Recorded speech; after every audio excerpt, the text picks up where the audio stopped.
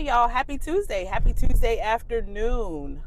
Um just got off of work and had a little uninterrupted time in the car. So I decided to do something that I have been wanting to do literally upwards a year. For various reasons, I've been procrastinating, um, just getting in my own way. But today I decided that I was going to make my jump video. This is my jump video, meaning I am just jumping.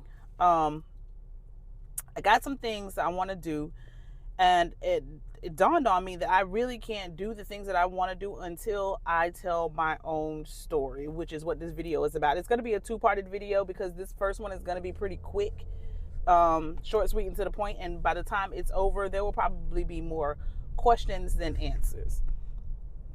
I'm pretty much an open book. Anybody who knows me knows that.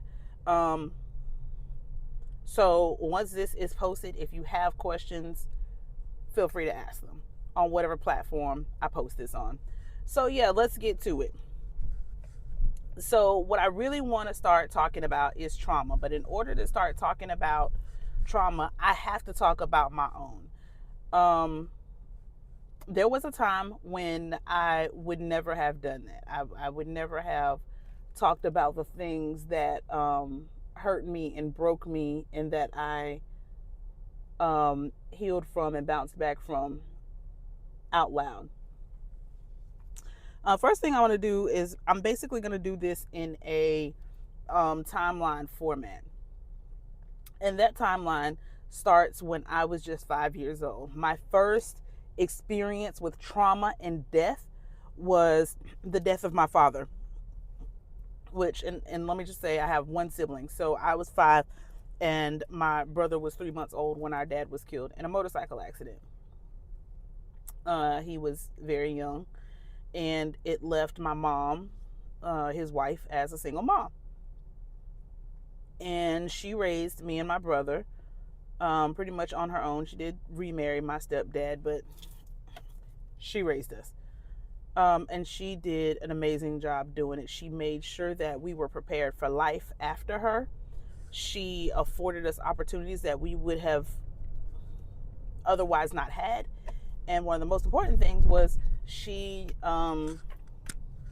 made memories, which at this point in life, in retrospect, are more important to me than anything materialistic or tangible that I can touch. Which is why I'm so big on making memories with my kids now. So mom raised us in 2009. She got sick at the end of 2009. It was around Christmas. In February of 2010, February 7th to be exact, she passed away from pancreatic cancer that we didn't even know she had. Like, it went like that. She got sick around Christmas. They diagnosed her with pneumonia because it was attacking her lungs, and it just downhill from there. And the day that she took her last breath was the day that the doctor came to us and said, I just got the results on my desk. It was pancreatic cancer. She went like that. So that was pretty traumatic. Left me and my brother just kind of out here in this world trying to figure it out. Trying to do the best we can, trying to make sure that we're productive members of society. We, at this point, have our own kids. We're trying to make sure that they are raised correctly. So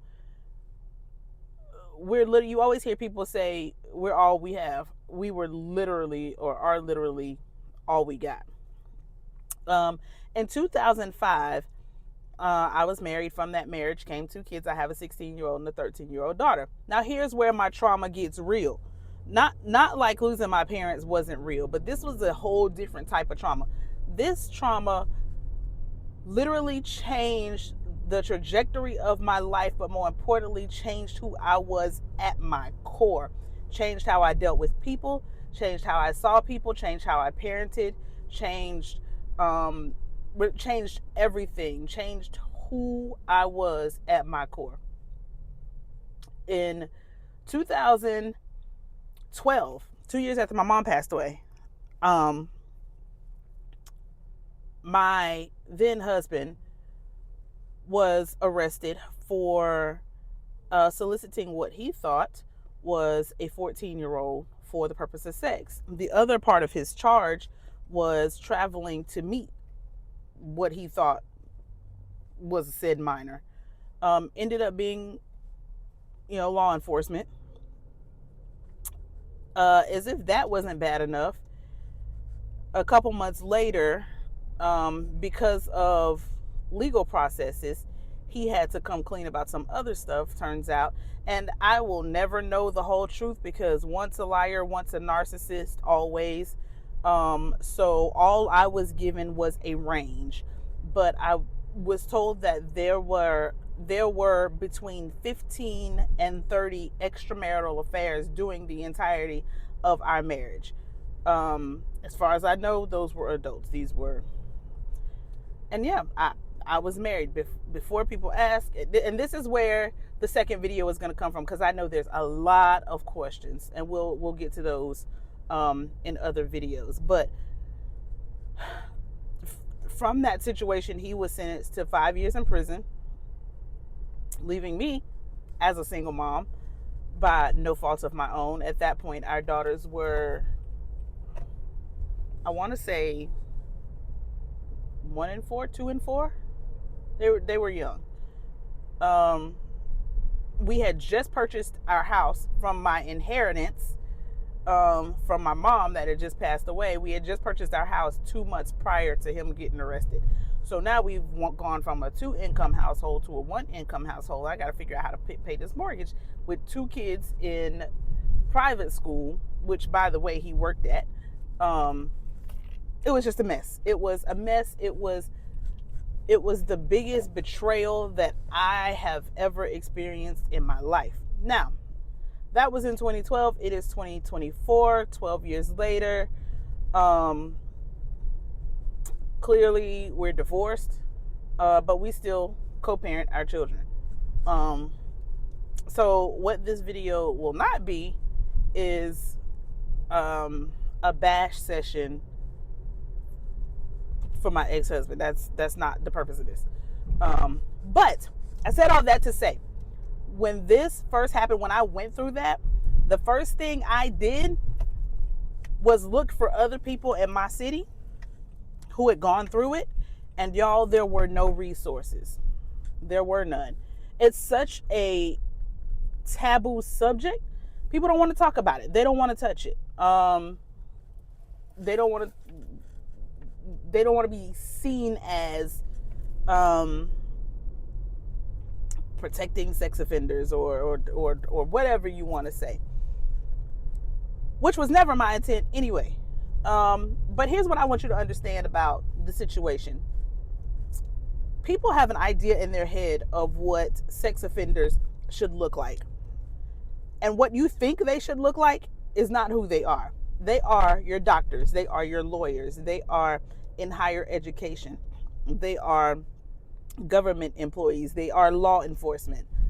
And so when these things happen, you have 2 parts or 2 people or 2 groups of people that are affected. You have the perpetrator, but there's normally a whole family, kids, a wife, parents on the other side of that kind of get lost in the rigmarole. And those are the people that I want to make sure I support. I said when I got through this, I never wanted another person to ever go through this alone the way that I did. You got to remember, when this happened, I had nobody, no parents.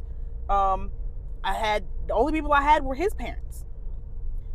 And for whatever it's worth, I know, and this will be for another video, and I know to most people this part of the story will not matter, but let me just say, I was in an interracial marriage. So when you talk about, now this person is gone, and the only people that I have to support me and my children are his parents. Take that how you want. And I still to this day love my in-laws. They still support me and support my kids in a way that I'll never be able to repay them. But there were cultural there were times when culture and generational gaps, it can get messy. But again, that's a whole nother conversation for a different day. But said all that to say, I wanted to make sure that nobody ever went through this alone. And let me tell you, more people go through this, I found out when I went through it, than people realize. Because what happens then is, in each city, law enforcement does these things. And when they do these things, you have anywhere from 30, 40, 50 to 100 people that are arrested. Well, all of those people have families, but nobody talks about them. Nobody talks to them. And they just kind of get lost. But I want people to know, my neighbor, I want people to know that there is a life on the other side of pain and trauma. You could still live a fulfilled life, a loving life. I'm currently, both of us have moved on. He's in a different relationship, and I am currently in a loving and fulfilled relationship. So that's pretty much, what I wanted to say in this video. This video is not for people who know me, because if you know me, then this is probably redundant for you. You've probably heard this 1,000 times over. This is for those people who don't know me and don't know my story and see me walking around every day and see me smiling. And hopefully, maybe one day from this will become a whole community. Even if I can just help one person, that's good enough for me. So yeah, I'll be back with video number 2. I just pulled up.